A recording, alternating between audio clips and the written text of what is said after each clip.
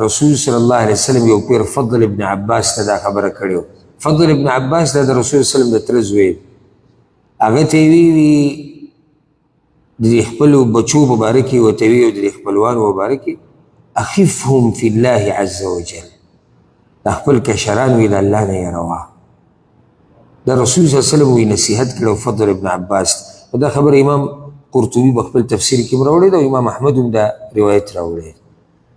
خپل کشران ویرو د الله نه، چې د الله نه دې ویرول که نه ستا ټوله مسله اسانه شو.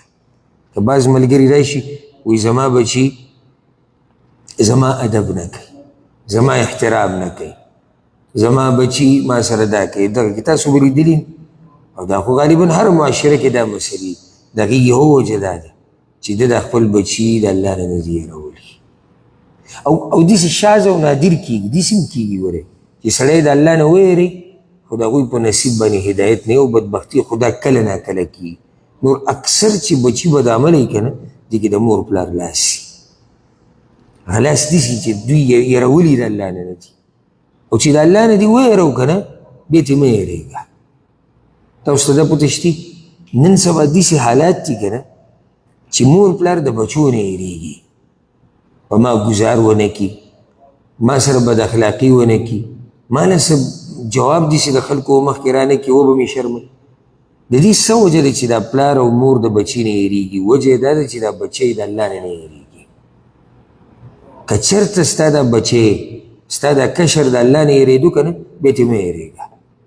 ځکه چې د الله نه چې یېرېږي نو هغه ته پته ده چې زما د دې مشر په ما باندې حق دی، زما د دې مور پلار په ما باندې حق دی. که غواړئ چې الله ته م غاړه ازادي شي، الله ته م غاړه ازادي شي او غواړئ چې د دې بچو نه خون واخلئ، دوی ستاسو ادب وکړي، ستاسو احترام وکړي او تاسو سره ودرېږي په سخته کې، نو د هغې دپاره دغه نصیحت باندې به عمل کې چې اخفهم فی الله عز وجل، د الله نه به یېرئ. دا به ورته وښئ چې بره په عرش باندې اسمانونو د پاسه یو رب دی، د هغه نه یېرېږه، نه بچیه دا داسې به نه کوي. او دا د وړوکوالي نه خلک ترتیب راوال کړي. دا داسې هم نه کېږي چې دی به 20 کالو ته ورسي او ته به ورته وروسته بیا مسلې د ماشوم تربیت د وړوکوالي نه به دقه شان کړي چې دی وړوکی دی قدم واخلي او دی لږې لږې خبرې زده کړي، د دې ځینه د تربیت شروع شو.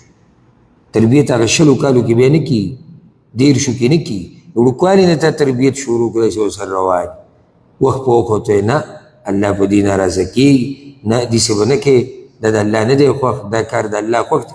په دې چې دا بچی رالوی شو که نه نو باذن الله سبحانه وتعالی ستا دا بچی دی به په هغه بچو کې چې ستا ورپې سترګې یخېږي او تعالی به الله د هغه د لاسه عزت د دنیا او د آخرت درکوي. د هغې نه بعد یې ورته نصیحت کړی دی لا تستسلم الى الناس واستهدهم في طاعة الله. وی خلکو ته به نه ګورې چې د خلکو د لاسه ته د الله دین پرېږدې او د خلکو تابعداري کوه په دیندارۍ کې. دوه مسلې دي چې زه یې واضح کړم تاسو ورپې ورسئ. لکه حدیث کې د راځي رسول صلی الله علیه وسلم د حذیفه بن الیمان رضی الله عنه روایت دی، امام ترمذي راوړی لا تكونوا امعه تقولون ان احسن الناس احسننا وان ظلموا ظلمنا. وإذا ځان نه